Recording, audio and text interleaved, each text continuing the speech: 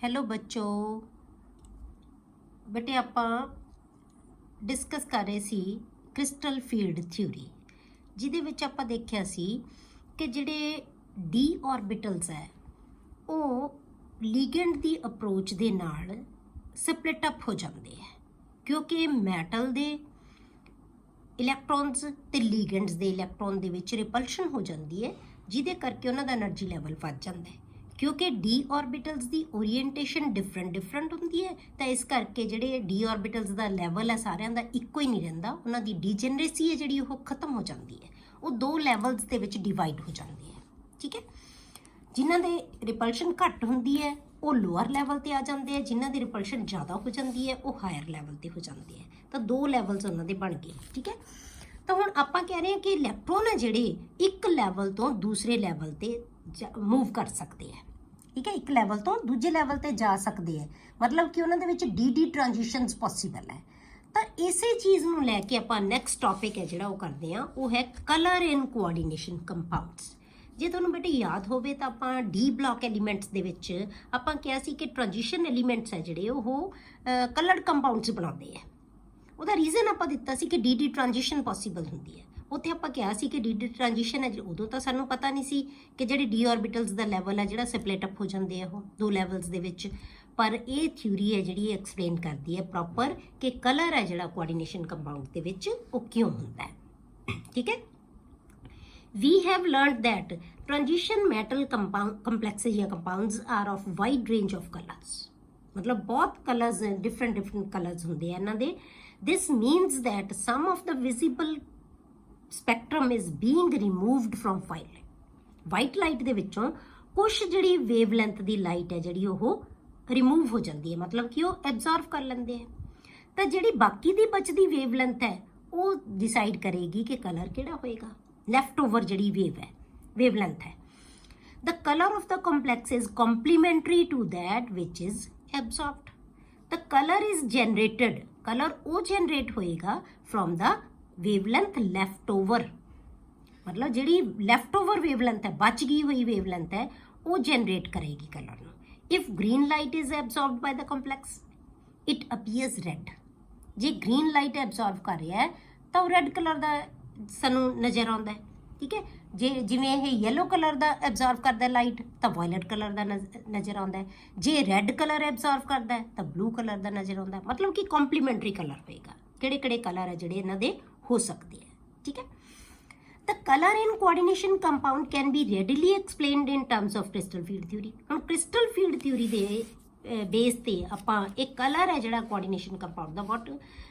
ਅੱਛੀ ਤਰ੍ਹਾਂ ਨਾਲ ਇਹਨੂੰ ਐਕਸਪਲੇਨ ਕਰ ਸਕਦੇ ਹਾਂ ਹੁਣ ਜਿਵੇਂ ਆਪਾਂ ਐਗਜ਼ਾਮਪਲ ਲੈ ਲਈ ਬੇਟੇ TiH2O6 ਨੇ ਪੋਜ਼ਿਟਿਵ ਵਾਇਲ ਆਪਾਂ ਇੱਕ ਕੰਪਾਊਂਡ ਲੈ ਲਿਆ ਦਾ ਕਲਰ ਹੈ ਜਿਹੜਾ ਵਾਇਲਟ ਹੈ ਵਾਇਲਟ ਕਲਰ ਦਾ ਕੰਪਾਊਂਡ ਹੁੰਦਾ ਹੁਣ ਇਹ ਵਾਇਲਟ ਕਿਉਂ ਹੈ ਇਹ ਆਪਾਂ ਦੇਖਾਂਗੇ ਠੀਕ ਹੈ ਇਨ Ti3 ਪੋਜ਼ਿਟਿਵ ਜਿਹੜਾ Ti3 ਪੋਜ਼ਿਟਿਵ ਕਿਉਂਕਿ ਇਹਦੀ ਆਕਸੀਡੇਸ਼ਨ ਸਟੇਟ ਕਿੰਨੀ ਹੈ ਬੇਟੇ 3 ਪੋਜ਼ਿਟਿਵ ਕਿਉਂਕਿ ਇਹਦੇ ਉੱਤੇ ਕੋਈ ਚਾਰਜ ਨਹੀਂਗਾ ਜਿਹੜਾ 3 ਪੋਜ਼ਿਟਿਵ ਹੈ ਨਾ Ti3 ਪੋਜ਼ਿਟਿਵ ਉਹਦੇ ਵਿੱਚ ਸਿਰਫ D ਦੇ ਵਿੱਚ ਇੱਕ ਇਲੈਕਟ੍ਰੋਨ ਹੁੰਦਾ ਹੈ 3D1 ਇਲੈਕਟ੍ਰੋਨ ਹੁੰਦਾ ਹੈ by gaining energy of blue green region ਇਹ ਇਲੈਕਟ੍ਰੋਨ ਐਕਸਾਈਟ ਹੋ ਕੇ ਜਿਹੜਾ ਹਾਇਰ ਲੈਵਲ ਤੇ ਚਲਾ ਜਾਂਦਾ ਹੈ excited from T2G ਲੈਵਲ ਕਿਹੜਾ ਬੇਟੇ ਲੋਅਰ ਲੈਵਲ ਟੂ EG ਕਿਹੜਾ ਹਾਇਰ ਲੈਵਲ ਉੱਥੋਂ ਇਲੈਕਟ੍ਰੋਨ ਮੂਵ ਕਰਕੇ ਚਲਾ ਜਾਏਗਾ ਤਾਂ ਕਨਫਿਗਰੇਸ਼ਨ ਕੀ ਬਣ ਜਾਏਗੀ T2G1 EG0 ਸੀ ਪਹਿਲਾਂ ਹੁਣ ਕੀ ਬਣ ਗਈ ਬੇਟੇ T2G0 ਤੇ EG1 ਇਲੈਕਟ੍ਰੋਨ T2G ਤੋਂ ਮੂਵ ਕਰਕੇ EG ਦੇ ਵਿੱਚ ਚਲਾ ਗਿਆ So the complex appears violet. इस shifting of electron करके या इस जेडे electron दी transition करके from one level to other level या higher level इन्हों कहने सी डी transition.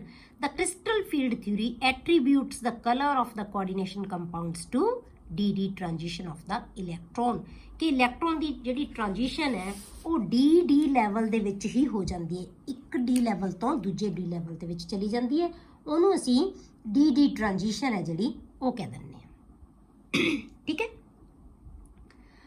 ਹੁਣ ਜੇ ਬੇਟੇ ਇਸ ਕੰਪਾਊਂਡ ਦੇ ਵਿੱਚ ਲਿਗੈਂਡ ਐਬਸੈਂਟ ਹੋਵੇ ਹੀ ਨਾ ਤਾਂ ਜਿਹੜਾ ਕੰਪਾਊਂਡ ਹੈ ਇਹ ਕੰਪਾਊਂਡ ਜਿਹੜਾ ਵਾਇਲਟ ਕਲਰ ਹੈ ਇਹਦਾ ਕਲਰ ਕੀ ਹੋ ਜਾਏਗਾ ਬੇਟੇ ਕਲਰਲੈਸ ਹੋ ਜਾਏਗਾ ਜੇ ਅਸੀਂ ਇਹਦੇ ਵਿੱਚੋਂ ਲਿਗੈਂਡ ਹਟਾ ਦਈਏ ਲਿਗੈਂਡ ਕੀ ਹੈ ਵਾਟਰ ਹੈ ਇਹ ਕਿਵੇਂ ਬਣਾਇਆ ਅਸੀਂ ਕੰਪਾਊਂਡ ਬੇਟੇ? ਟਾਈਟੇਨੀਅਮ ਕਲੋਰਾਈਡ, ਸਪੋਜ਼ ਕਰੋ ਆਪਾਂ ਟਾਈਟੇਨੀਅਮ ਕਲੋਰਾਈਡ ਲੈ ਲਿਆ, ਉਹਦੇ ਵਿੱਚ ਅਸੀਂ ਪਾਣੀ ਪਾਤਾ, ਤੇ ਟਾਈਟੇਨੀਅਮ ਦੀ ਟੈਂਡੈਂਸੀ ਹੈ ਕਿ ਉਹ ਕੋਆਰਡੀਨੇਸ਼ਨ ਕੰਪਾਊਂਡ ਬਣਾ ਸਕਦਾ ਹੈ। ਕਿਉਂ? ਕਿਉਂਕਿ ਉਹਦੇ ਕੋਲ ਡੀ ਆਰਬਿਟਲ ਖਾਲੀ ਹੁੰਦੇ ਆ। ਹੁਣ ਆਪਾਂ ਦੇਖ ਲਿਆ ਕਿ ਕੋਆਰਡੀਨੇਸ਼ਨ ਕੰਪਾਊਂਡ ਕਿਵੇਂ ਬਣਦੇ ਆ, ਤੇ ਇਹ ਆਸਾਨੀ ਨਾਲ ਕੋਆਰਡੀਨੇਸ਼ਨ ਕੰਪਾਊਂਡ ਬਣਾ ਲੈਂਦਾ ਵਾਟਰ ਦੇ ਨਾਲ। ਪਰ ਜੇ ਵਾਟਰ ਹੀ ਅਸੀਂ ਰਿਮੂਵ ਕਰ ਦਈਏ ਤਾਂ ਇਹਦਾ ਮਤਲਬ ਇਹ ਕੰਪਲੈਕਸ ਹੀ ਨਹੀਂ ਰਹੇਗਾ। ਠੀਕ ਹੈ। In the absence of ligand crystal field splitting does not occur. ਤਾਂ ਹੁਣ ਕ੍ਰਿਸਟਲ ਫੀਲਡ ਸਪਲਿਟਿੰਗ ਕਦੋਂ ਹੁੰਦੀ ਹੈ ਬੇਟੇ? ਸਿਰਫ ਲੀਗੈਂਡ ਦੀ ਪ੍ਰੈਜ਼ੈਂਸ ਦੇ ਵਿੱਚ, ਅਦਰਵਾਈਜ਼ ਕੋਈ ਵੀ ਸਪਲਿਟਿੰਗ ਨਹੀਂ ਹੋਏਗੀ। ਸਾਰੇ 5 ਤੇ 5 ਡੀ ਆਰਬਿਟਲ ਦਾ ਲੈਵਲ ਸੇਮ ਰਹੇਗਾ। ਸਿਰਫ ਸਪਲਿਟਿੰਗ ਕਦੋਂ ਹੁੰਦੀ ਹੈ ਬੇਟੇ? ਲੀਗੈਂਡ ਦੀ ਪ੍ਰੈਜ਼ੈਂਸ ਦੇ ਵਿੱਚ। ਤਾਂ ਜੇ ਲੀਗੈਂਡ ਹੀ ਨਹੀਂ ਹੈ ਤਾਂ ਫਿਰ ਇਹ ਸਪਲਿਟਿੰਗ ਪੋਸੀਬਲ ਹੀ ਨਹੀਂ ਹੋਏਗੀ। ਜੇ ਲੀਗੈਂਡ ਜਿਹੜੀ ਸਪਲਿਟਿੰਗ ਨਹੀਂ ਹੋਏਗੀ ਤਾਂ ਡੀ ਟ੍ਰਾਂਜੀਸ਼ਨ ਨਹੀਂ ਹੋਏਗੀ। ਜੇ ਡੀ ਟ੍ਰਾਂਜੀਸ਼ਨ ਨਹੀਂ ਹੋਏਗੀ ਤਾਂ ਕਲਰ ਨਹੀਂ ਹੋਏਗਾ। ਠੀਕ ਹੈ।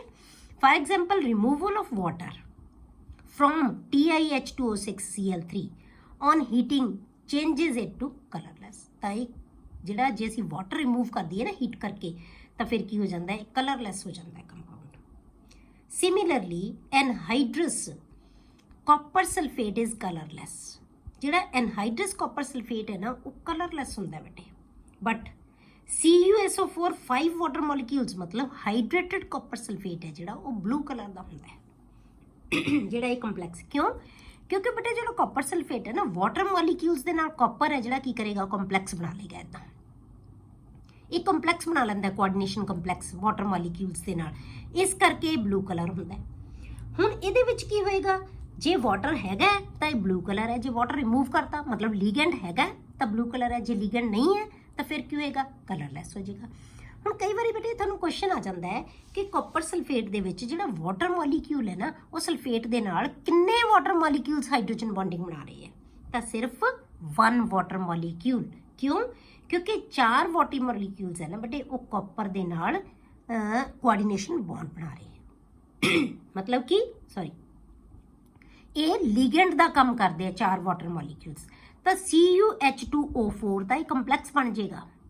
ਬਾਹਰ ਰਹਿ ਗਿਆ ਇੱਕ ਸਲਫੇਟ। ਤਾਂ ਸਲਫੇਟ ਹੈ ਜਿਹੜਾ ਉਹ ਜਿਹੜਾ ਵਾਟਰ ਹੈ ਨਾ ਉਹ ਕੀ ਕਰੇਗਾ? ਇਹਦੇ ਨਾਲ ਹਾਈਡਰੋਜਨ ਬੌਂਡਿੰਗ ਬਣਾ ਲੈਂਦਾ ਹੈ। ਤਾਂ ਸਿਰਫ ਇੱਕ ਵਾਟਰ ਮੋਲੀਕਿਊਲ ਹਾਈਡਰੋਜਨ ਬੌਂਡਿੰਗ ਬਣਾਉਂਦਾ ਹੈ।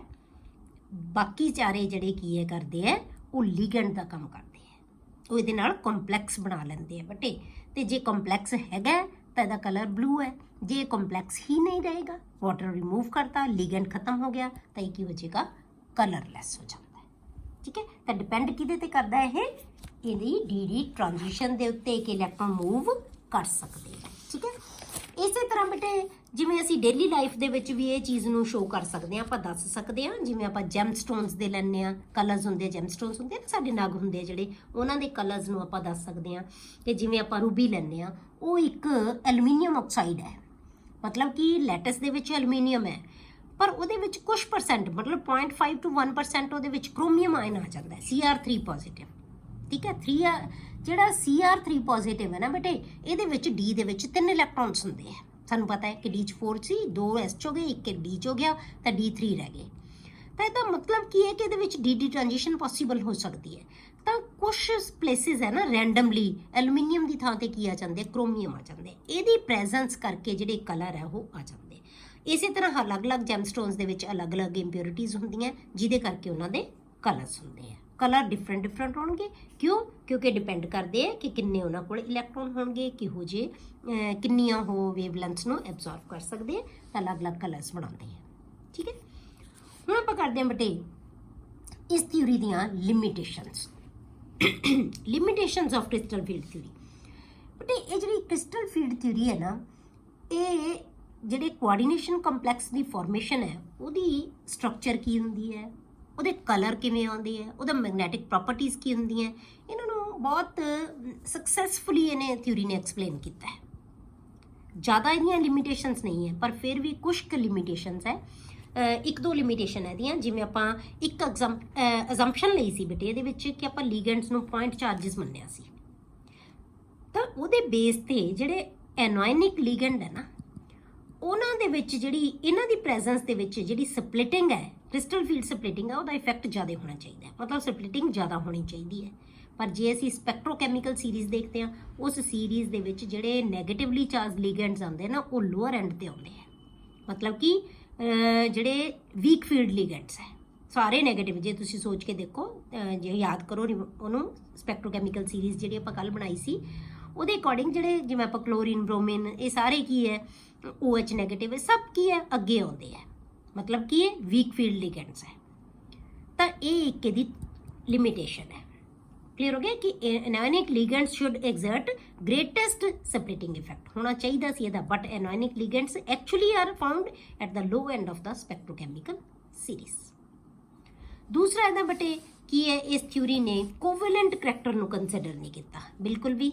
It does not take into account the covalent character of the bonding between central metal and ligand. Clear. ਹੁਣ ਇਹ ਜਿਹੜੀਆਂ ਲਿਮਿਟੇਸ਼ਨ ਹੈ ਦੀਆਂ ਥੋੜੀਆਂ, ਉਹਨਾਂ ਨੂੰ ਬੇਟੇ ਜਿਹੜੀਆਂ ਨੈਕਸਟ ਦੋ ਥਿਊਰੀਜ਼ ਹੈ, ਲਿਗੈਂਡ ਫੀਲਡ ਥਿਊਰੀ LFT ਜਿਹਨੂੰ ਕਹਿੰਦੇ ਆ, ਤੇ ਮੋਲੀਕੂਲਰ ਆਰਬਿਟਲ ਥਿਊਰੀ ਜਿਹਨੂੰ ਅਸੀਂ MOT ਕਹਿੰਦੇ ਆ, ਇਹ ਦੋ ਥਿਊਰੀਜ਼ ਨੇ ਇਹਨਾਂ ਲਿਮਿਟੇਸ਼ਨਸ ਨੂੰ ਕੀ ਕੀਤਾ, ਰਿਮੂਵ ਕਰਕੇ ਨਵੀਂ ਥਿਊਰੀਜ਼ ਬਣਾਈਆਂ, ਜਿਹੜੀਆਂ ਕਿ ਬੇਟੇ ਸਾਡੇ ਸਿਲੇਬਸ ਦੇ ਵਿੱਚ ਨਹੀਂ ਹੈ। ਠੀਕ ਹੈ। ਅਗਲਾ ਹੈ ਬੇਟੇ ਬੌਂਡਿੰਗ ਇਨ ਮੈਟਲ ਕਾਰਬੋਨੇਟਸ। ਹੁਣ ਕਾਰਬੋਨਿਲ ਕੀ ਹੈ, ਜਿਵੇਂ ਆਪਾਂ CO ਹੈ ਜਿਹੜਾ, ਇਹ ਤਕਰੀਬਨ ਜਿਹੜੇ ਟ੍ਰਾਂਜੀਸ਼ਨ ਐਲੀਮੈਂਟਸ ਹੈ ਨਾ, ਉਹ ਤਕਰੀਬਨ ਸਾਰੇ ਐਲੀਮੈਂਟਸ ਕਾਰਬੋਨਿਲ ਦੇ ਨਾਲ, ਕਾਰਬੋਨਿਲ ਲਿਗੈਂਡ ਦੇ ਨਾਲ ਕੰਪਾਊਂਡਸ ਬਣਾਉਂਦੇ ਹੈ, ਹੋਮੋਲੈਕਟਿਕ ਕੰਪਾਊਂਡਸ ਬਣਾਉਂਦੇ। ਹੋਮੋਲੈਕਟਿਕ ਦਾ ਮਤਲਬ ਸਾਰੇ ਲਿਗੈਂਡਸ ਇੱਕੋ ਜਿਹੇ ਹੋਣਗੇ, ਉਹਨਾਂ ਨੂੰ ਅਸੀਂ ਹੋਮੋਲੈਕਟਿਕ ਕਹਿੰਦੇ ਹਾਂ। ਤਾਂ ਕੰਪਾਊਂਡਸ ਕੰਟੇਨਿੰਗ ਕਾਰਬੋਨਿਲ ਲਿਗੈਂਡਸ ਓਨਲੀ, ਸਿਰਫ ਕਾਰਬੋਨਿਲ ਲਿਗੈਂਡਸ ਹੀ ਹੋਣਗੇ, ਉਹਨਾਂ ਨੂੰ ਹੋਮੋਲੈਕਟਿਕ ਕਹਾਂਗੇ। ਕਾਰਬੋਨਿਲਸ are formed by most of the transition metals. These carbonyls have simple well defined structures. ਤੇ ਕੁਝ ਦੇ ਵਿੱਚ ਸਟਰਕਚਰ ਆਪਣੇ ਆਪਾਂ ਪੜ੍ਹਨੇ, ਜਿਹੜੇ ਸਿਰਫ ਸਟਰਕਚਰ ਦੇਖਣੇ ਆਪਾਂ ਕੀ ਸਟਰਕਚਰਸ ਹੈ। ਜਿਵੇਂ ਟੈਟਰਾ ਕਾਰਬੋਨਿਲ ਨਿਕਲ ਹੈ, ਇਹ ਸਾਰੇ ਕੰਪਾਊਂਡਸ ਦੇ ਵਿੱਚ ਤੁਸੀਂ ਦੇਖੋਗੇ ਇਹਨਾਂ ਦੀ ਆਕਸੀਡੇਸ਼ਨ ਸਟੇਟ ਹੈ ਨਾ, ਉਹ ਕੀ ਹੈ, 0 ਹੈ, ਕਿਉਂਕਿ ਇਹ ਤਾਂ ਨਿਊਟਰਲ ਹੈ, ਤਾਂ ਇਹਨਾਂ ਦੀ 0 ਆਕਸੀਡੇਸ਼ਨ ਸਟੇਟ ਆਉਂਦੀ ਹੈ ਸਭ ਦੇ ਵਿੱਚ। ਇਹ ਜਿਹੜਾ ਨਿਕਲ, ਟੈਟਰਾ ਕਾਰਬੋਨਿਲ ਨਿਕਲ ਹੈ ਬੇਟੇ, ਟੈਟਰਾਹੈਡਰਲ ਸਟਰਕਚਰ ਬਣਾਉਂਦਾ ਹੈ। ਹੁਣ ਇਹ ਆਪਣੇ ਵਾਸਤੇ ਨਵੇਂ ਨਹੀਂ ਸਟਰਕਚਰ, ਸਾਰੇ ਆਪਾਂ ਬਹੁਤ ਡਿਟੇਲ 'ਚ ਪਹਿਲਾਂ ਪੜ੍ਹੇ ਹੋਏ ਆ। ਜਿਹੜਾ FeCO5 ਹੈ ਆਇਰਨ ਦਾ, ਪੈਂਟਾ ਕਾਰਬੋਨਿਲ ਆਇਰਨ ਹੈ ਜਿਹੜਾ, ਉਹ ਟ੍ਰਿਗੋਨਲ ਬਾਈ ਪਿਰਾਮਿਡਲ ਸਟਰਕਚਰ ਬਣਾਉਂਦਾ ਹੈ, 3 ਪਲੇਨ ਦੇ ਉੱਤੇ, ਇੱਕ ਅਬਵ ਦਾ ਪਲੇਨ, ਇੱਕ ਬਿਲੋ ਦਾ ਪਲੇਨ। ਜਿਹੜਾ ਹੈਕਸਾ ਕਾਰਬੋਨਿਲ ਕ੍ਰੋਮੀਅਮ ਹੈ, ਉਹ ਆਕਟਾਹੈਡਰਲ ਸਟਰਕਚਰ ਬਣਾਉਂਦਾ ਹੈ, ਪਲੇਨ ਦੇ ਉੱਤੇ 4, ਇੱਕ ਅਬਵ ਦਾ ਪਲੇਨ, ਇੱਕ ਬਿਲੋ ਦਾ ਪਲੇਨ। ਜਿਹੜਾ ਬੇਟੇ Mn2CO10, ਇਹ ਦੋ ਸਕੁਅਰ ਪਿਰਾਮਿਡਲ ਸਟਰਕਚਰਸ ਹੈ, ਦੋ ਯੂਨਿਟ ਆਪਸ ਦੇ ਵਿੱਚ ਕੰਬਾਈਨ ਹੋ ਜਾਂਦੇ ਬੇਟੇ ਥਰੂ MnMn ਬੌਂਡ। ਦੋ ਮਤਲਬ ਆ ਇੱਕ ਆਪਾਂ ਮੰਨ ਲਿਆ, ਇਹ ਆ ਗਿਆ ਸਕੁਅਰ ਪਿਰਾਮਿਡਲ, ਆ ਸਕੁਅਰ ਇੱਕ ਪਲੇਨ ਦੇ ਉੱਤੇ ਹੋ ਗਿਆ, ਆ 4 ਬੌਂਡ ਬਣਾ ਲਏ ਪਲੇਨ ਦੇ ਉੱਤੇ, ਇੱਕ ਅਬਵ ਦਾ ਪਲੇਨ, ਇਹ ਸਕੁਅਰ ਪਿਰਾਮਿਡਲ ਸਟਰਕਚਰ ਬਣ ਗਈ। ਇੱਕ ਇਹ ਸਕੁਅਰ ਪਿਰਾਮਿਡਲ ਸਟਰਕਚਰ ਬਣ ਗਈ, ਇਹ ਦੋਨੋਂ ਆਪਸ 'ਚ ਜੁੜ ਗਏ Mn ਦੇ ਥਰੂ, ਤਾਂ ਇਹਨੂੰ ਆਪਾਂ ਕਹਿੰਦੇ ਆ Mn2CO10, 2 square pyramidal MnCO5 units joined by MnMn bond. ਠੀਕ ਹੈ। ਅਗਲਾ ਬੇਟੇ ਜਿਹੜਾ CO, ਇਹ ਕੋਬਾਲਟ ਹੈ, CO ਸਮਾਲ o ਪਾਇਆ, ਤੇ ਇਹ CO ਕਾਰਬੋਨਿਲ ਜਿਹੜਾ ਹੈਗਾ ਲਿਗੈਂਡ ਹੈ, CO2CO8। ਇਹਦੇ ਵਿੱਚ ਕੀ ਹੁੰਦਾ ਬੇਟੇ ਕਿ 2 CO ਕੋਬਾਲਟ ਦੇ ਜਿਹੜੇ ਮੈਟਲ ਹੈ, ਜਿਹੜੀ ਇਹਦੇ ਦੋਨੋਂ ਜਿਹੜੇ ਹੈਗੇ ਆ ਮੈਟਲਸ ਹੈ, ਇਹ ਐਲੀਮੈਂਟਸ ਹੈ ਨਾ, ਸੌਰੀ ਦੋਨੋਂ ਐਟਮਸ ਹੈ ਜਿਹੜੀਆਂ, ਉਹ ਕੀ ਹੈ, CO ਦੇ ਥਰੂ ਇਹਨਾਂ ਬ੍ਰਿਜ ਬਣਾਇਆ ਹੋਇਆ ਹੈ। 2 CO ਇਹਨਾਂ ਦੇ ਵਿਚਕਾਰ ਬ੍ਰਿਜ ਬਣੇ ਹੋਏ ਹੈ ਇਸ ਕੰਪਾਊਂਡ ਦੇ ਵਿੱਚ, ਬਾਕੀ ਕਿਤੇ ਵੀ ਬ੍ਰਿਜਿੰਗ ਨਹੀਂ ਹੈ। ਇਹ 2 CO ਦੇ ਵਿਚਕਾਰ 2 ਕਾਰਬੋਨਿਲ ਜਾਂ ਕਾਰਬਨ ਮੋਨੋਆਕਸਾਈਡ ਨੇ ਕੀ ਬਣਾਏ ਹੋਏ ਹੈ, ਬ੍ਰਿਜ ਬਣਾਏ ਹੋਏ ਹੈ ਇਸ ਕੰਪਾਊਂਡ ਦੇ ਵਿੱਚ, ਤਾਂ CO ਆਪਸ ਦੇ ਵਿੱਚ ਅਟੈਚ ਹੋਏ ਹੋਏ ਹੈ। ਠੀਕ ਹੈ। ਇਹ ਕੁਝ ਸਟਰਕਚਰਸ ਹੈ ਬੇਟੇ, ਬਹੁਤ ਹੀ ਇੰਪੋਰਟੈਂਟ ਸਟਰਕਚਰਸ ਨਹੀਂ ਹੈ, ਪਰ ਫਿਰ ਵੀ ਆਪਾਂ ਆਪਣੇ ਸਿਲੇਬਸ 'ਚ ਹੈ ਤਾਂ ਆਪਾਂ ਇਹਨਾਂ ਨੂੰ ਸਟੱਡੀ ਕਰਨਾ ਹੀ ਹੈ। ਬੇਟੇ ਜਿਹੜੇ ਮੈਟਲ ਕਾਰਬਨ ਕੰਪਾਊਂਡ ਬਣਦੇ ਆ ਨਾ, ਜਿਹੜੇ ਮੈਟਲ ਤੇ ਕਾਰਬਨ ਦਾ ਬੌਂਡ ਬਣਦਾ ਹੈ ਮੈਟਲ ਕਾਰਬੋਨਿਲ ਦੇ ਵਿੱਚ, ਕਿਉਂਕਿ ਕਾਰਬੋਨਿਲ ਕੀ ਹੈ ਬੇਟੇ, ਲਿਗੈਂਡ ਹੈ, ਮੈਟਲ ਹੈ ਜਿਹੜਾ ਉਹ ਮੈਟਲ ਆਇਨ ਜਾਂ ਮੈਟਲ ਐਟਮ ਹੈ, ਕੁਝ ਵੀ ਹੈ, ਤਾਂ ਹੀ ਅਸੀਂ ਮੈਟਲ ਐਟਮ ਜਾਂ ਆਇਨ ਲੈਂਦੇ ਨਾ, ਕਿਉਂਕਿ ਇੱਥੇ ਐਟਮ ਹੀ ਹੈ, ਇੱਥੇ ਆਇਨ ਨਹੀਂ ਹੈਗਾ ਇਹ। ਠੀਕ ਹੈ। ਤਾਂ ਮੈਟਲ ਤੇ ਕਾਰਬਨ ਦੇ ਵਿੱਚ ਬੌਂਡ ਬਣਦਾ ਹੈ ਨਾ, ਉਹਦੇ ਵਿੱਚ ਸਿਗਮਾ ਤੇ ਪਾਈ ਦੋਨੋਂ ਤਰ੍ਹਾਂ ਦੇ ਕਰੈਕਟਰ ਹੁੰਦੇ ਆ ਬੇਟੇ ਇਹਨਾਂ ਕੰਪਾਊਂਡਸ ਦੇ ਵਿੱਚ। ਸਿਗਮਾ ਕਰੈਕਟਰ ਵੀ ਹੁੰਦਾ ਹੈ, ਪਾਈ ਕਰੈਕਟਰ ਵੀ ਹੁੰਦਾ ਹੈ। ਜਿਹੜਾ ਤਾਂ ਸਿਗਮਾ ਬੌਂਡ ਬਣਾਉਂਦਾ ਬੇਟੇ, ਉਹ ਤਾਂ ਲੀਗੈਂਡ ਬਣਾਉਂਦਾ ਹੈ। ਜਿਹੜੇ ਮੈਟਲ ਦੇ ਖਾਲੀ ਆਰਬਿਟਲਸ ਦੇ ਵਿੱਚ ਲੀਗੈਂਡ ਆਪਣਾ ਲੋਨ ਪੇਅਰ ਆਫ ਇਲੈਕਟ੍ਰੋਨ ਦੇ ਕੇ ਉਹਦੇ ਨਾਲ सिग्मा बॉन्ड बना लेंदा है। मतलब अटैच तो हो गए पर एक होर बॉन्ड बना लेंदा है, क्योंकि दूजा तो सिग्मा बॉन्ड बन नहीं सकता। वो की बनाएगा फिर पाई बॉन्ड। वो मैटल अपने फिल्ड ऑर्बिटल दे विचों जिहड़ा कार्बोनिल है या कार्बन मोनोऑक्साइड दा जिहड़ी स्ट्रक्चर आपां पढ़दे हैं ना, जे आपां मॉलिक्यूलर ऑर्बिटल स्ट्रक्चर बनाइए, इहदी लैवल डायग्राम बनाइए, तो उहदे सिग्मा जिहड़ा पाई एंटी बॉन्डिंग ऑर्बिटल है ना, वो खाली हुंदे है। पाई एंटी बॉन्डिंग उहदे विच अपने इलैक्ट्रॉन दा पेयर दे दिंदा है, तो उहदे नाल शेयरिंग कर लैंदा है, तां इह पाई बॉन्ड बना लैंदा है, क्योंकि दो सिग्मा बॉन्ड तो बन नहीं सकते। तो मैटल है जिहड़ा वो लीगेंड दे नाल पाई बॉन्ड बनाउंदा है, ते जिहड़े लीगेंड है मैटल दे नाल वो sigma bond. MC sigma bond is formed by the donation of lone pair of electrons on the carbonyl into the vacant orbital of the metal। मतलब ligand ने बनाया अपने इलेक्ट्रॉन दा पेयर देके सिग्मा बॉन्ड।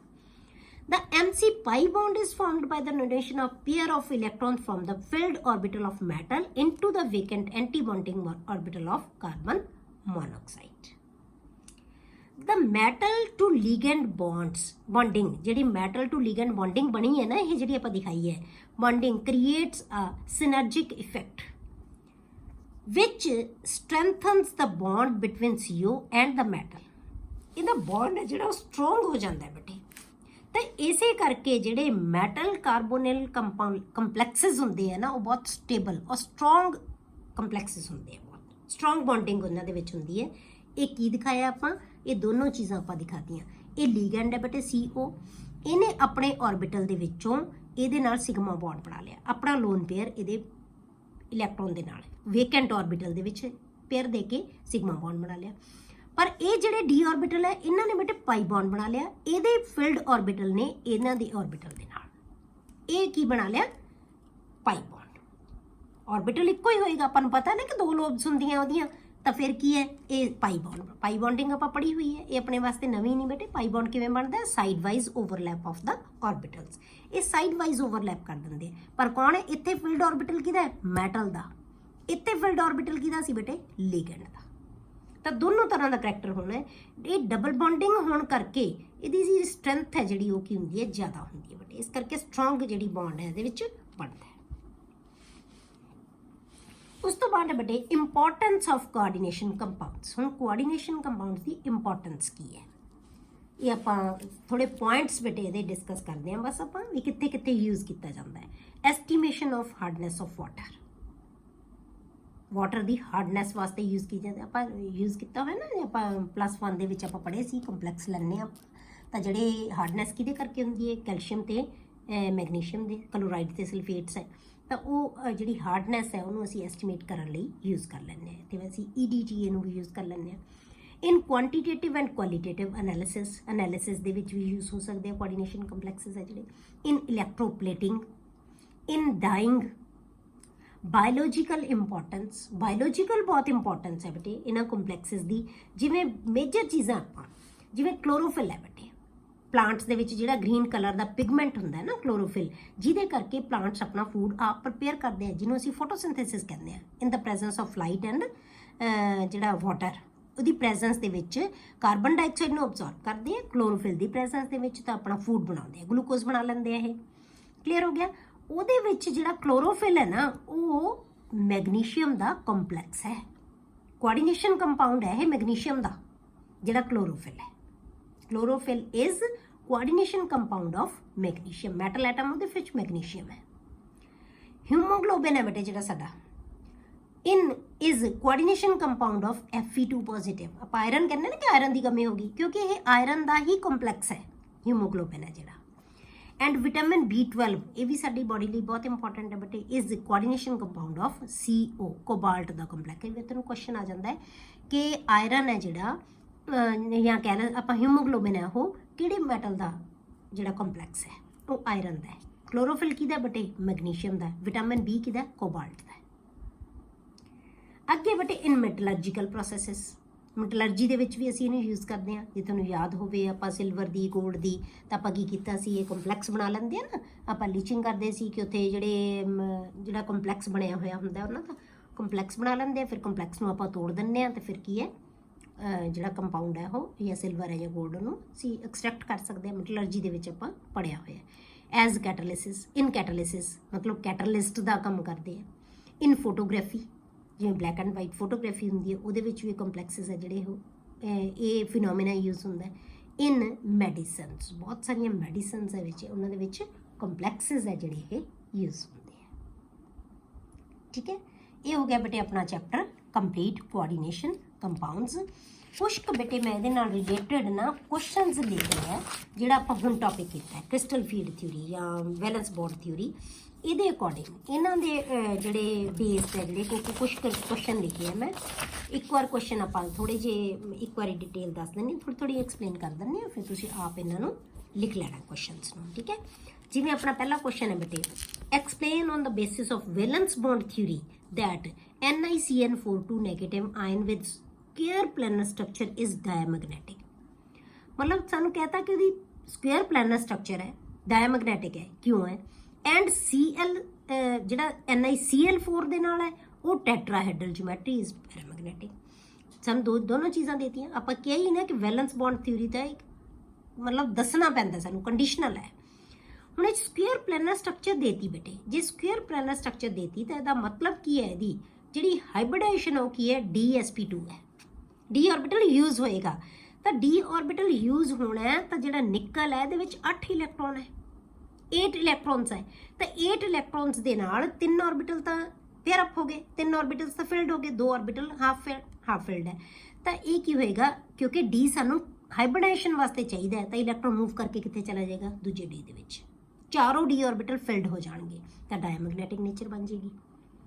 ਠੀਕ ਹੈ, ਪਰ ਇਹਦੀ ਟੈਟਰਾਹੈਡਰਲ ਹੈ, ਇਹਦਾ ਮਤਲਬ ਸਾਨੂੰ ਡੀ ਆਰਬਿਟਲ ਵਿੱਚ ਹੈ ਨਹੀਂ, sp3 ਹਾਈਬ੍ਰਿਡਾਈਜੇਸ਼ਨ ਹੈ, ਇਸ ਕਰਕੇ ਇਹਦੀ ਨੇਚਰ ਕੀ ਹੈ? ਪੈਰਾਮੈਗਨੈਟਿਕ ਹੈ। ਦੋਨੋਂ ਆਰਬਿਟਲ ਕੀ ਰਹਿਣਗੇ? ਅਨਪੇਅਰਡ ਰਹਿਣਗੇ। ਠੀਕ ਹੈ, NiCl4 ਇਜ਼ ਪੈਰਾਮੈਗਨੈਟਿਕ ਜਿਵੇਂ ਆਪਾਂ ਹੁਣੇ ਪੜ੍ਹਿਆ ਉੱਪਰ, ਵਾਈਲ NiCO4 ਇਜ਼ ਡਾਇਮੈਗਨੈਟਿਕ।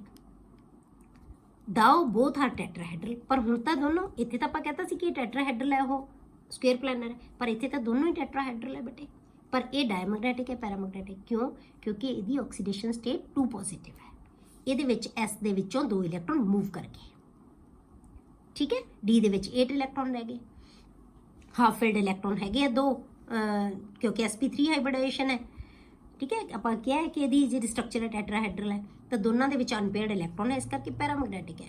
ਬਟ ਜਿਹੜਾ NiCO ਹੈ ਨਾ, ਇੱਥੇ ਇਹਦੀ ਆਕਸੀਡੇਸ਼ਨ ਸਟੇਟ 0 ਹੈ ਬੇਟੇ। ਆਪਾਂ ਹੁਣੇ ਪੜ੍ਹਿਆ ਕਾਰਬੋਨਿਲਸ ਦੇ ਵਿੱਚ 0 ਆਕਸੀਡੇਸ਼ਨ ਸਟੇਟ ਹੈ। 0 ਆਕਸੀਡੇਸ਼ਨ ਸਟੇਟ ਕਰਕੇ S ਦੇ ਵਿੱਚ 2 ਇਲੈਕਟ੍ਰੋਨ ਹੈ ਤਾਂ S ਸਾਨੂੰ ਹਾਈਬ੍ਰਿਡਾਈਜੇਸ਼ਨ ਵਾਸਤੇ ਖਾਲੀ ਆਰਬਿਟਲ ਚਾਹੀਦਾ ਹੈ ਬੇਟੇ।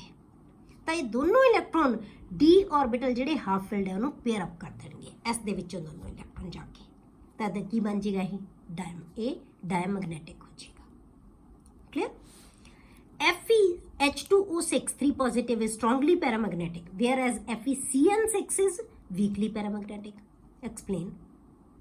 ਤਾਂ ਹੁਣ ਇਹਦੇ ਆਪਾਂ ਕੀ ਕਵਾਂਗੇ? ਇਹ ਕਿਹਦੇ ਬੇਸ ਤੇ ਕਰਾਂਗੇ ਬੇਟੇ?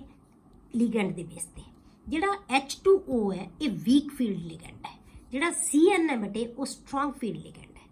ਇੱਥੇ ਜਿਹੜੀ ਸਪਲਿਟਿੰਗ ਹੈ ਬਹੁਤ ਜ਼ਿਆਦਾ ਹੋਏਗੀ, ਇਲੈਕਟ੍ਰੋਨ ਜੰਪ ਕਰਕੇ ਉੱਪਰ ਨਹੀਂ ਜਾ ਸਕੇਗਾ ਤਾਂ ਇਲੈਕਟ੍ਰੋਨ ਪੇਅਰ ਅਪ ਹੋ ਜਾਣਗੇ। ਜੇ ਪੇਅਰ ਅਪ ਹੋ ਗਏ ਤਾਂ ਵੀਕਲੀ ਪੈਰਾਮੈਗਨੈਟਿਕ ਹੋਏਗਾ। ਪਰ ਇਹ ਵੀਕ ਫੀਲਡ ਲਿਗੈਂਡ ਹੈ, ਸਪਲਿਟਿੰਗ ਜ਼ਿਆਦਾ ਨਹੀਂ ਹੋਏਗੀ, ਇਲੈਕਟ੍ਰੋਨ ਮੂਵ ਕਰਕੇ ਹਾਇਰ ਲੈਵਲ ਤੇ ਜਾਣਗੇ ਤਾਂ ਇਸ ਕਰਕੇ ਕੀ ਬਣਾਉਂਦਾ ਹੈ? ਸਟਰੋਂਗਲੀ ਪੈਰਾਮੈਗਨੈਟਿਕ ਹੋਏਗਾ, ਕਿਉਂਕਿ ਸਾਰੇ ਆਰਬਿਟਲ ਇਹਦੇ ਵਿੱਚ ਕੀ ਹੋਣਗੇ? ਅਨਪੇਅਰਡ। 3 ਪੋਜ਼ਿਟਿਵ ਹੈ ਤਾਂ 5 ਇਲੈਕਟ੍ਰੋਨ ਹੈ ਬੇਟੇ Fe ਕੋਲ, ਪੰਜੋਂ ਦੇ ਪੰਜੋਂ 5 ਆਰਬਿਟਲਸ ਦੇ ਵਿੱਚ ਜਾਣਗੇ ਹਾਫ ਫਿਲਡ। ਪਰ ਇਹਦੇ ਵਿੱਚ 5 ਇਲੈਕਟ੍ਰੋਨ ਤਾਂ ਇਹਦੇ ਕੋਲ ਵੀ ਹੈ, ਪਰ ਪੰਜੋਂ ਇਲੈਕਟ੍ਰੋਨ ਕੀ ਹੋਣਗੇ? ਨੀਚੇ ਵਾਲੇ ਆਰਬਿਟਲ ਪਹਿਲਾਂ 3 ਜਾਣਗੇ ਫਿਰ ਪੇਅਰ ਅਪ ਹੋ ਜਾਣਗੇ, 2 ਆਰਬਿਟਲ ਪੇਅਰ, ਇੱਕੋ ਹੀ ਇਲੈਕਟ੍ਰੋਨ ਹੈ ਜਿਹੜਾ ਅਨਪੇਅਰਡ ਰਹਿ ਗਿਆ। ਤਾਂ ਇਸ ਕਰਕੇ ਇਹ ਕੀ ਹੈ? ਮਤਲਬ ਸਾਨੂੰ ਵੈਸੇ ਵੀ ਤੁਸੀਂ ਕਹਿ ਸਕਦੇ ਹੋ ਕਿ ਜਿਹੜਾ ਵੀਕ ਫੀਲਡ ਲਿਗੈਂਡ ਹੈ ਉਹ ਕੀ ਬਣਾਉਂਦਾ ਹੈ? ਹਾਈ ਸਪਿਨ ਕੰਪਲੈਕਸ ਬਣਾਉਂਦਾ ਹੈ, ਇਸ ਕਰਕੇ ਹਾਈਲੀ ਪੈਰਾਮੈਗਨੈਟਿਕ ਹੈ। ਤਾਂ ਜਿਹੜਾ ਸਟਰੋਂਗ ਫੀਲਡ ਲਿਗੈਂਡ ਹੈ ਬੇਟੇ ਉਹ ਲੋ ਸਪਿਨ ਕੰਪਲੈਕਸ ਬਣਾਉਂਦਾ ਹੈ, ਇਸ ਕਰਕੇ ਇਹ ਵੀਕਲੀ ਪੈਰਾਮੈਗਨੈਟਿਕ ਹੈ। Predict the number of unpaired electrons in the square planar ion. ਹੁਣ ਇਹਦੇ ਵਿੱਚ ਆਪਾਂ ਨੰਬਰ ਆਫ ਅਨਪੇਅਰਡ ਇਲੈਕਟ੍ਰੋਨ ਦੱਸਣੇ ਆ। ਕਿਵੇਂ ਦੱਸਾਂਗੇ ਆਪਾਂ? PTCN6 ਦੇ ਵਿੱਚ, ਜਿਹੜੀ PT ਦੇ ਵਿੱਚ ਹੈ ਨਾ, ਜੇ ਆਪਾਂ 2 ਪੋਜ਼ਿਟਿਵ, ਕਿਉਂਕਿ ਇਹਦੀ ਆਕਸੀਡੇਸ਼ਨ ਸਟੇਟ ਕਿੰਨੀ ਹੈ? 2 ਪੋਜ਼ਿਟਿਵ, ਕਿਉਂਕਿ ਇਹ 4 ਨੈਗੇਟਿਵ ਹੈ, 2 ਨੈਗੇਟਿਵ ਬਾਹਰ ਪਿਆ, ਦਾ ਮਤਲਬ 2 ਪੋਜ਼ਿਟਿਵ ਨੇ ਇਹਨੂੰ ਬੈਲੈਂਸ ਕਰਤਾ 2 ਨੂੰ, ਜਾਂ X ਮੰਨ ਕੇ ਕੱਢ ਲਓ ਇਹਦੀ ਆਕਸੀਡੇਸ਼ਨ ਸਟੇਟ। ਤਾਂ ਇਹਦੀ D5 ਹੁੰਦਾ ਹੈ, ਨਿਕਲ ਦੇ ਜਿਹੜੇ ਉਸ 'ਚ ਆਉਂਦਾ ਇਹ, ਤਾਂ 5D 8 ਇਲੈਕਟ੍ਰੋਨਸ ਹੈ ਇਹਦੇ ਵਿੱਚ, D ਦੇ ਵਿੱਚ 8 ਇਲੈਕਟ੍ਰੋਨਸ ਹੈ। ਹੁਣ 8 ਇਲੈਕਟ੍ਰੋਨਸ ਦੇ ਨੂੰ ਆਪਾਂ ਡਿਵਾਈਡ ਕਰਨਾ ਹੈ। ਜੇ ਆਪਾਂ ਬਣਾਵਾਂਗੇ ਡੀ ਦੇ ਵਿੱਚ 8 ਇਲੈਕਟ੍ਰੋਨਸ ਜਦੋਂ ਅਸੀਂ ਲਵਾਂਗੇ ਤਾਂ ਡੀ ਦੇ ਵਿੱਚ 5 ਇਲੈਕਟ੍ਰੋਨ ਤਾਂ ਪਹਿਲਾਂ ਜਾਣਗੇ ਸਿੰਗਲ ਇਲੈਕਟ੍ਰੋਨ, ਫਿਰ ਪੇਅਰਿੰਗ ਸਟਾਰਟ ਹੋ ਜਾਏਗੀ। ਜਦੋਂ ਪੇਅਰਿੰਗ ਸਟਾਰਟ ਹੋਏਗੀ ਤਾਂ ਫਿਰ ਕੀ ਹੈ, ਜਾਂ ਤੁਸੀਂ ਇਹਦੇ ਬੇਸ ਤੇ ਵੀ ਬਣਾ ਸਕਦੇ ਆ ਕਿ ਕਿਵੇਂ ਡਿਵਾਈਡ ਹੁੰਦੀ ਹੈ, ਸਪਲਿਟਿੰਗ ਕਿਵੇਂ ਹੁੰਦੀ ਹੈ। ਤਾਂ ਹੁਣ ਜੇ ਤੁਸੀਂ ਸਿਰਫ ਆਪਾਂ, ਕਿਉਂਕਿ ਥਿਊਰੀ ਕੋਈ ਨਹੀਂ ਦੱਸੀ ਹੋਈ, ਤਾਂ ਇਹਦੇ ਅਕੋਰਡਿੰਗ ਆਪਾਂ ਬਣਾਵਾਂਗੇ ਤਾਂ ਫਿਰ ਕੀ ਹੈ, ਤੁਹਾਡੇ ਕੋਲੇ 5 ਦੇ ਵਿੱਚ ਪਹਿਲਾਂ ਅਨਪੇਅਰਡ ਸਾਰੇ ਇਲੈਕਟ੍ਰੋਨ ਜਾਣਗੇ, 5 ਦੇ ਵਿੱਚ ਇੱਕ ਇਲੈਕਟ੍ਰੋਨ ਜਾਏਗਾ। ਉਸ ਤੋਂ ਬਾਅਦ ਪੇਅਰਿੰਗ ਸਟਾਰਟ ਹੋਗੀ ਤਾਂ 2 ਇਲੈਕਟ੍ਰੋਨ ਆ ਜਿਹੜੇ ਕੀ ਰਹਿ ਜਾਣਗੇ, ਅਨਪੇਅਰਡ ਰਹਿ ਜਾਣਗੇ। 2 ਇਲੈਕਟ੍ਰੋਨ ਅਨਪੇਅਰਡ ਰਹਿ ਜਾਣਗੇ। ਕਲੀਅਰ ਹੋ ਗਿਆ। ਪਰ ਜੇ ਬੇਟੇ ਆਪਾਂ ਨੂੰ ਜੇ ਕ੍ਰਿਸਟਲ ਫੀਲਡ ਥਿਊਰੀ ਦੇ ਅਕੋਰਡਿੰਗ ਲਿਖਿਆ ਹੋਵੇ, ਜੇ ਕ੍ਰਿਸਟਲ ਫੀਲਡ ਦੀ ਥਿਊਰੀ ਦੇ ਲਿਖਣਗੇ ਨਹੀਂ, ਕਿਉਂਕਿ ਸਕੁਅਰ ਪਲੈਨਰ ਦੀ ਕੰਪਲੈਕਸ ਹੈ ਬਹੁਤ, ਤੇ ਆਪਾਂ ਨੂੰ ਦਿੱਤਾ ਹੀ ਨਹੀਂ ਹੋਇਆ ਸੀਗਾ। ਠੀਕ ਹੈ, ਇਹ ਆਪਾਂ ਨੂੰ ਹੈ ਹੀ ਨਹੀਂ ਸੀਗਾ ਕਿ ਜਿਹੜੀ ਸਕੁਅਰ ਪਲੈਨਰ ਸਟਰਕਚਰ ਬਣਾਉਂਦੇ ਆ। ਤਾਂ ਡੀ ਆਰਬਿਟਲ ਇੱਥੇ ਆਪਾਂ ਨੂੰ ਇੱਕ ਡੀ ਆਰਬਿਟਲ ਸਕੁਅਰ ਪਲੈਨਰ ਵਾਸਤੇ ਖਾਲੀ ਚਾਹੀਦਾ ਹੈ। ਤਾਂ ਜੇ ਖਾਲੀ ਕਰਾਂਗੇ ਆਪਾਂ ਤਾਂ ਫਿਰ ਕੀ ਹੋਏਗਾ, ਜਿਹੜੇ 2 ਆਰਬਿਟਲਸ ਦੇ ਵਿੱਚ ਅਨਪੇਅਰਡ ਇਲੈਕਟ੍ਰੋਨ ਹੈ ਬੇਟੇ, ਤਾਂ ਉਹ ਕੀ ਹੋ ਜਾਣਗੇ, ਪੇਅਰ ਅਪ ਹੋ ਜਾਣਗੇ, ਕਿਉਂਕਿ ਸਕੁਅਰ ਪਲੈਨਰ ਲਿਖਿਆ ਹੋਇਆ ਆਪਾਂ, ਸਕੁਅਰ ਪਲੈਨਰ ਸਟਰਕਚਰ ਹੈ। ਤਾਂ ਫਿਰ ਜਿਹੜੇ ਡੀ ਆਰਬਿਟਲ 5 ਤੇ ਇਲੈਕਟ੍ਰੋਨ ਇੱਕ ਇਲੈਕਟ੍ਰੋਨ ਜਾਏਗਾ, 6th 7th 8th 3 ਆਰਬਿਟਲ ਦਾ ਪੇਅਰ ਅਪ ਹੋ ਗਏ, ਪਰ 2 ਆਰਬਿਟਲ ਦੇ ਵਿੱਚ ਅਨਪੇਅਰਡ। ਤਾਂ ਆਪਾਂ ਅਨਪੇਅਰਡ ਇਲੈਕਟ੍ਰੋਨ 2 ਦੱਸਣੇ ਸੀ, ਪਰ ਕਿਉਂਕਿ ਸਕੁਅਰ ਪਲੈਨਰ ਸਟਰਕਚਰ ਹੈ ਤਾਂ DsP2 ਹਾਈਬ੍ਰਿਡਾਈਜੇਸ਼ਨ ਹੈ, ਤਾਂ ਡੀ ਆਰਬਿਟਲ ਖਾਲੀ ਚਾਹੀਦਾ, ਤਾਂ ਇਲੈਕਟ੍ਰੋਨ ਕੀ ਹੋ ਜਾਣਗੇ, ਪੇਅਰ ਅਪ ਹੋ ਜਾਣਗੇ। ਤਾਂ ਇਹਦੇ ਵਿੱਚ ਅਨਪੇਅਰਡ ਇਲੈਕਟ੍ਰੋਨ ਕੀ ਰਹਿ ਗਏ ਬੇਟੇ, 0। ਕਲੀਅਰ। ਆਪਾਂ ਸਟਰਕਚਰ ਹੀ ਦੇਖ ਲੈਣੀ ਹੈ ਬਸ। ਉਸ ਤੋਂ ਬਾਅਦ ਆ ਗਿਆ ਹੈਕਸਾ ਐਕਵਾ ਮੈਂਗਨੀਜ਼ 2 ਆਇਨ, ਮਤਲਬ ਮੈਂਗਨੀਜ਼ H2O6, ਇਹਦਾ ਜਿਹੜਾ ਕੰਪਲੈਕਸ ਬਣੇਗਾ, contains 5 unpaired electrons, while hexacyanide ion contains only 1 unpaired electron. Explain using crystal field theory. Crystal field theory ਦੇ ਅਕੋਰਡਿੰਗ ਆਪਾਂ ਹੁਣ ਜੇ ਤੁਹਾਨੂੰ ਨਾਲ ਦੇਤਾ ਸਾਇਨਾਨਾਈਡ ਹੈ ਜਿਹੜਾ, ਉਹ ਕੀ ਹੈ ਬੇਟੇ, ਸਟਰੋਂਗ ਫੀਲਡ ਲਿਗੈਂਡ ਹੈ। ਇਹ ਸਟਰੋਂਗ ਫੀਲਡ ਲਿਗੈਂਡ ਹੋਣ ਕਰਕੇ ਕੀ ਇਲੈਕਟ੍ਰੋਨ ਨੀਚੇ ਪੇਅਰ ਅਪ ਹੋ ਜਾਣਗੇ। ਠੀਕ ਹੈ, ਪੇਅਰ ਅਪ ਹੋਣਗੇ ਤਾਂ ਉੱਪਰ ਨਹੀਂ ਜਾਣਗੇ। ਮੈਂਗਨੀਜ਼ ਦੇ ਵਿੱਚ 5 ਅਨਪੇਅਰਡ ਇਲੈਕਟ੍ਰੋਨ ਹੁੰਦੇ, ਸਾਰੇ ਦੇ ਸਾਰੇ ਅਨਪੇਅਰਡ ਹੋ ਜਾਣਗੇ, ਕਿਉਂਕਿ ਇਹ ਵੀਕ ਫੀਲਡ ਹੈ। ਪਹਿਲਾਂ 2 ਇਲੈਕਟ੍ਰੋਨ, ਜਿਹੜੇ 3 ਇਲੈਕਟ੍ਰੋਨ ਨੀਚੇ ਜਾਣਗੇ, ਬਾਕੀ ਦੇ 2 ਉੱਪਰ ਚਲੇ ਜਾਣਗੇ। 5 ਦੇ 5 ਹੈਗੇ ਅਨਪੇਅਰਡ ਇਲੈਕਟ੍ਰੋਨ ਹੋ ਜਾਣਗੇ। ਪਰ ਸਾਇਨਾਈਡ ਹੈ ਨਾ ਬੇਟੇ ਜਿਹੜਾ, ਉਹ ਸਟਰੋਂਗ ਫੀਲਡ ਲਿਗੈਂਡ ਹੈ, ਉਹ ਇਲੈਕਟ੍ਰੋਨ ਮਤਲਬ ਉੱਪਰ ਨਹੀਂ ਜਾ ਸਕਦੇ, ਉਹ ਇਲੈਕਟ੍ਰੋਨ ਪੇਅਰ ਅਪ ਹੋ ਜਾਣਗੇ। ਤਾਂ 3 ਇਲੈਕਟ੍ਰੋਨ ਪਹਿਲਾਂ ਗਏ, ਦੂਜੇ ਇਲੈਕਟ੍ਰੋਨ ਹੈ ਜਿਹੜੇ ਉਹ ਵੀ ਪੇਅਰ ਹੋ ਜਾਣਗੇ। ਤਾਂ 2 ਆਰਬਿਟਲ ਤਾਂ ਪੇਅਰਡ ਹੋ ਗਏ, ਤਾਂ ਇੱਕ ਹੈ ਜਿਹੜਾ ਇਲੈਕਟ੍ਰੋਨ ਕੀ ਰਹਿ ਗਿਆ, ਅਨਪੇਅਰਡ ਰਹਿ ਗਿਆ। ਤਾਂ ਇਸ ਕਰਕੇ ਅਨਪੇਅਰਡ ਇਲੈਕਟ੍ਰੋਨ ਇੱਕੋ ਹੀ ਹੋਏਗਾ। ਕਿਉਂ, ਕਿਉਂਕਿ ਇਹ ਜਿਹੜਾ ਹੈ ਸਟਰੋਂਗ ਫੀਲਡ ਲਿਗੈਂਡ ਹੈ, ਇਹ ਵੀਕ ਫੀਲਡ ਲਿਗੈਂਡ ਹੈ। With the help of crystal field theory, predict the number of unpaired electrons in this and this. ਹੁਣ FeCN6 4 negative and FeH2O6 2 negative.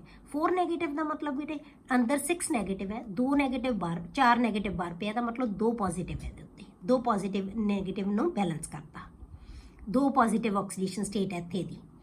2 positive ਦਾ ਮਤਲਬ Fe ਦੇ ਵਿੱਚ 6 ਇਲੈਕਟ੍ਰੋਨਸ ਹੈ, Fe ਦੇ ਵਿੱਚ 6 ਇਲੈਕਟ੍ਰੋਨਸ ਹੈ।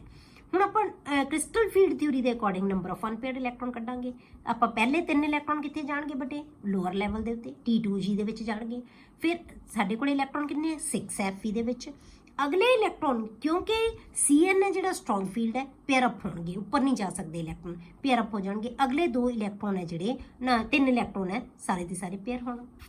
ਅਨਪੇਅਰਡ ਇਲੈਕਟ੍ਰੋਨ ਕਿੰਨੇ ਰਹਿ ਗਏ ਬੇਟੇ, ਕੋਈ ਵੀ ਨਹੀਂ ਰਹੇਗਾ। ਤਿੰਨੋਂ ਹੀ ਆਰਬਿਟਲ ਹੈ ਜਿਹੜੇ ਉਹ ਪੇਅਰਡ ਹੋਣਗੇ, ਕੋਈ ਅਨਪੇਅਰਡ ਇਲੈਕਟ੍ਰੋਨ ਇਹ 'ਚ ਨਹੀਂ ਬਚੇਗਾ। ਪਰ ਜੇ ਆਪਾਂ FeH2O6 ਦੇ ਵਿੱਚ ਕੱਢਣੇ ਤਾਂ ਇਹਦੇ ਵਿੱਚ ਕੀ ਹੋਣਗੇ ਬੇਟੇ, ਇਲੈਕਟ੍ਰੋਨ, ਇਹ ਵੀਕ ਫੀਲਡ ਲਿਗੈਂਡ ਹੈ। ਇਲੈਕਟ੍ਰੋਨ 3 ਤਾਂ ਪਹਿਲਾਂ ਲੋਅਰ ਲੈਵਲ ਤੇ ਜਾਣਗੇ T2G 'ਚ, ਤੇ ਅਗਲੇ 2 ਇਲੈਕਟ੍ਰੋਨ ਕਿੱਥੇ ਜਾਣਗੇ ਬੇਟੇ, ਉੱਪਰਲੇ ਲੈਵਲ ਤੇ। 5 ਤਾਂ ਹੋ ਗਏ, ਪਰ ਹੁਣ 6ਵਾਂ ਇਲੈਕਟ੍ਰੋਨ ਹੈ, 6ਵਾਂ ਇਲੈਕਟ੍ਰੋਨ ਕਿੱਥੇ ਜਾਏਗਾ ਬੇਟੇ, T2G ਦੇ ਵਿੱਚ ਦੁਬਾਰਾ ਪੇਅਰ ਅਪ ਹੋ ਜਾਏਗਾ।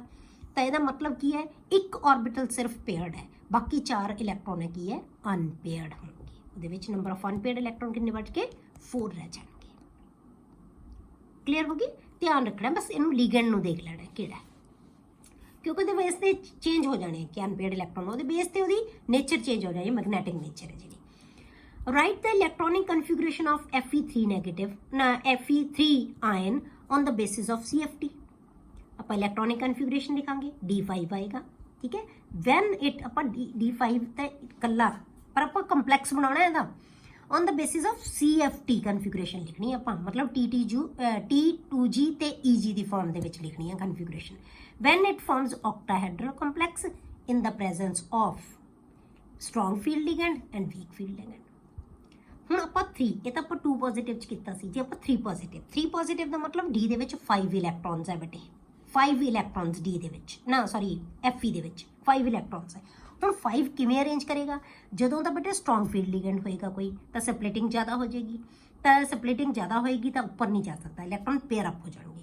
ਪਹਿਲੇ 3 ਇਲੈਕਟ੍ਰੋਨ T2G 'ਚ ਜਾਣਗੇ, ਅਗਲੇ 2 ਇਲੈਕਟ੍ਰੋਨ ਵੀ ਕਿੱਥੇ ਜਾਣਗੇ? T2G 'ਚ। ਤਾਂ ਕਨਫਿਗਰੇਸ਼ਨ ਕੀ ਬਣ ਜਾਏਗੀ ਬੇਟੇ? T2G5। ਪੰਜੋਂ ਇਲੈਕਟ੍ਰੋਨ ਕਿੱਥੇ ਜਾਣਗੇ? T2G 'ਚ। ਠੀਕ ਹੈ, ਕਿਉਂਕਿ ਮੈਕਸਿਮਮ ਕਿੰਨੇ ਜਾ ਸਕਦੇ T2G 'ਚ?